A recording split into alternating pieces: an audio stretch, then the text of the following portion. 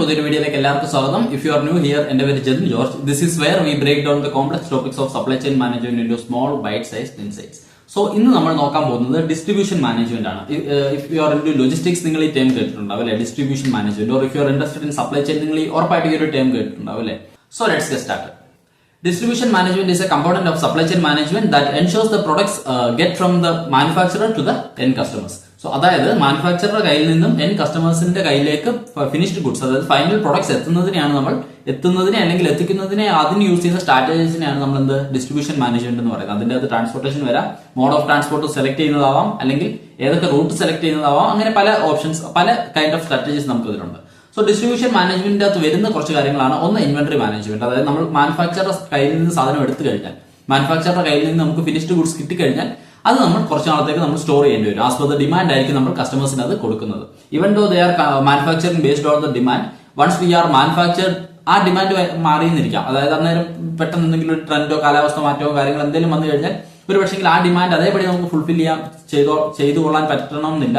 And അതുപോലെ തന്നെ ഈ മാനുഫാക്ചേഴ്സ് ഡിമാൻഡ് ഫോർകാസ്റ്റ് ചെയ്യാണ് ചെയ്യുന്നത്. അതായത് ആക്യുറേറ്റ് ഡിമാൻഡിന്റെ ബേസിലല്ല ഇവര് ഒരിക്കലും പ്രൊഡ്യൂസ് ചെയ്യുന്നത്.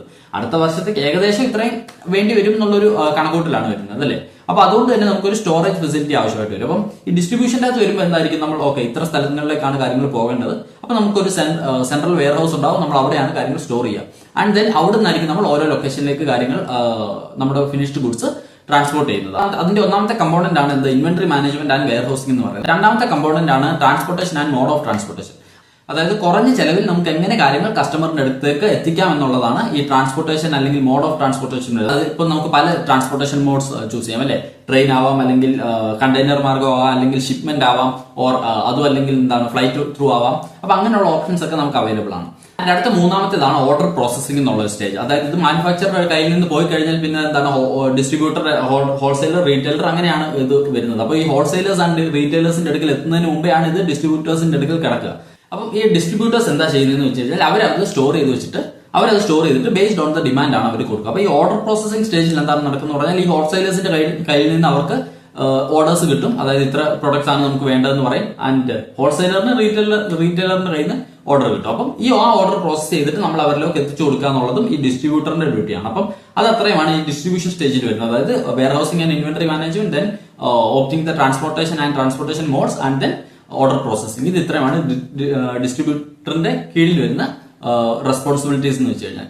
അപ്പൊ നമ്മൾ ഈ ഡിസ്ട്രിബ്യൂഷൻ ഔട്ട്സോഴ്സ് ചെയ്യുന്നതിൽ അല്ലെങ്കിൽ ഡിസ്ട്രിബ്യൂട്ടർ എന്നുള്ള ഒരു കാറ്റഗറി വരുന്നതിന്റെ ഒരു അഡ്വാൻറ്റേജ് എന്താണെന്ന് വെച്ച് കഴിഞ്ഞാൽ, മാനുഫാക്ചേഴ്സിന് അവരുടെ ആ ഒരു ഏരിയയിൽ, അതായത് കോർ മാനുഫാക്ചറിംഗിൽ ഫോക്കസ് ചെയ്യാം. അവർ they need not consider about warehousing, അല്ലെങ്കിൽ ഇതെങ്ങനെ എവിടെ കസ്റ്റമറിലേക്ക് എത്തിക്കും എന്നുള്ളതിനെ പറ്റി അവർ അധികം കൺസേൺ ആവേണ്ട ആവശ്യമില്ല. അവർക്ക് ഇത് ഔട്ട്സോഴ്സ് ചെയ്താൽ മതി ഡിസ്ട്രിബ്യൂട്ടറിലേക്ക്. ആൻഡ് ഡിസ്ട്രിബ്യൂട്ടേഴ്സിനായിരിക്കും ഈ വെയർ ഹൗസിംഗ്, ഡിസ്ട്രിബ്യൂട്ടേഴ്സ് ആയിരിക്കും വെയർ ഹൗസിംഗ്, ഓർഡർ പ്രോസസിംഗ്, അങ്ങനെയുള്ള കാര്യങ്ങളൊക്കെ നോക്കുന്നത്. ആൻഡ് ദെൻ ഹോൾസെയിലർ, റീറ്റെയിലർ വരുമ്പോൾ അവർക്ക് ആ ഒരു കാര്യങ്ങൾ മാത്രം ഫോക്കസ് ചെയ്താൽ മതി. അപ്പൊ അതാണ് ഇതിന്റെ ഒരു മേജർ അഡ്വാൻറ്റേജ് എന്ന് പറയുന്നത്. അപ്പൊ ഡിസ്ട്രിബ്യൂട്ടർ അവരുടെ കാര്യങ്ങൾ കറക്റ്റ് ആയിട്ട് വെയർ ഹൗസിന്റെ സ്പേസ് എൻഷുർ ചെയ്യും, അതേപോലെ ക്വാളിറ്റി ചെക്കും കാര്യങ്ങളെല്ലാം അവരുടെ സൈഡിൽ നിന്നും ചെയ്യും. ഓക്കെ, അപ്പോൾ ഈ ഡിസ്ട്രിബ്യൂട്ടേഴ്സിന് പല സ്ട്രാറ്റജീസ് യൂസ് ചെയ്യാം. അവർക്ക് സെലക്റ്റീവായിട്ട് ഡിസ്ട്രിബ്യൂട്ട് ചെയ്യാം. അതായത് പർട്ടിക്കുലർ കമ്പനിയുടെ മാത്രമേ ഞങ്ങൾ ചെയ്യുള്ളൂ എന്ന് പറയാം. അല്ലെങ്കിൽ പല കമ്പനീസിന്റെ മാസ് ഡിസ്ട്രിബ്യൂഷൻ ആവാം. പല കമ്പനീസിന്റെ ഒരുമിച്ചെടുത്തിട്ട് ആ കാര്യങ്ങൾ ഡിസ്ട്രിബ്യൂട്ട് ചെയ്യാം. അപ്പൊ അതിനനുസരിച്ചുള്ള സ്റ്റോറേജും warehousing capacity, inventory management, human റിസോഴ്സും കാര്യങ്ങളെല്ലാം അവർക്കുണ്ടെങ്കിൽ അവർക്ക് അങ്ങനെയും ചെയ്യാം. ആൻഡ് അതേപോലെ പർട്ടിക്കുലർ സെക്ടറിലേക്ക് അവർക്ക് ഫോക്കസ് ചെയ്യാം. അതായത് ഇപ്പം FMCG ആണെങ്കിൽ FMCG മാത്രം ഉള്ള പല മാനുഫാക്ചറായിട്ട് അവർക്ക് ഒരു അണ്ടർസ്റ്റാൻഡിംഗിൽ എത്തിയിട്ട് ആ പ്രൊഡക്ട്സ് മാത്രം അവർക്ക് ഡിസ്ട്രിബ്യൂട്ട് ചെയ്യാം. അങ്ങനെ പല സ്ട്രാറ്റജീസ് അവർക്ക് യൂസ് ചെയ്യാം. So in general this is what is distribution is all about. So if you have any doubts or suggestions, you can mention it in the comment section. So we will meet in the next video. Until then, stay curious, keep exploring, let's learn, live and lead together. Thank you for watching. Bye.